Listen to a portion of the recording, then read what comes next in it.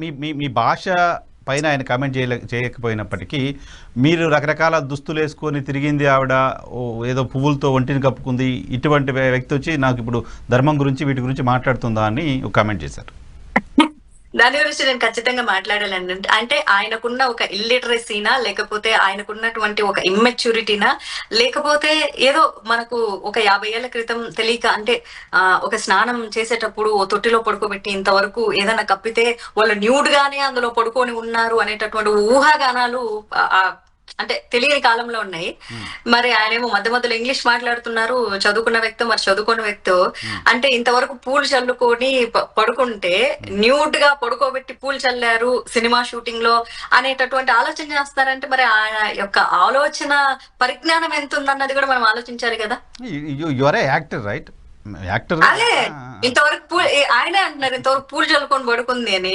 అంటే పూల కింద డ్రెస్ ఉండదు అనేటటువంటి ఆలోచన ధోరణి ఎంత ఎంత గొప్పగా ఉంది, ఎంత జ్ఞానంతో కూడి ఉంది అన్నది అర్థమవుతుంది కదా.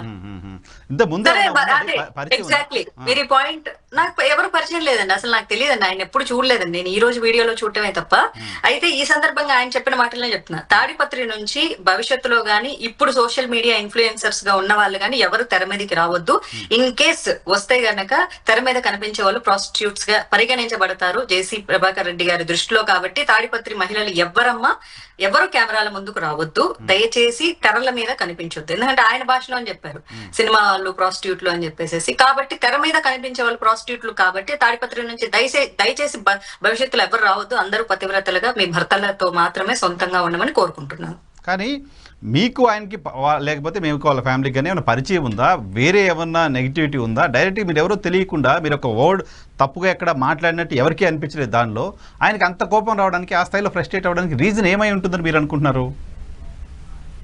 కుసంస్కారం, అజ్ఞానం, అహంకారం, అధికార మదం, ఇవి తప్ప ఇంకేమీ లేవు. ఎందుకంటే చెప్తున్నా కదా, పెద్ద మనిషి ఎవరో నాకు తెలీదు, నాకు అసలు సంబంధమే లేదు. జేసీ పార్క్ అంటే వాళ్ళ ఇంటి పేరు మీద ఉన్నదన్న సంగతి కూడా నాకు ఈ రోజు తెలిసిందే తప్ప నాకు ఇంతకు ముందు అయితే నాకు తెలియదు.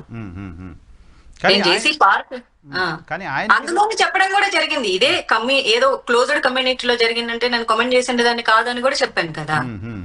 అది ఆ పెన్నా నది ఒడ్డు ప్రాంతంలో ఇక్కడ గంజా కేసులు చాలా దొరుకుతున్నాయి.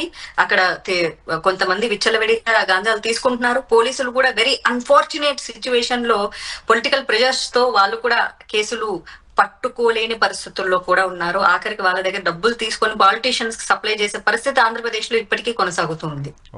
అది పోలీసుల యొక్క చేతగానితనం కాదు, పోలీసుల యొక్క అసహాయత, నిస్సహాయత అట్లాంటిది.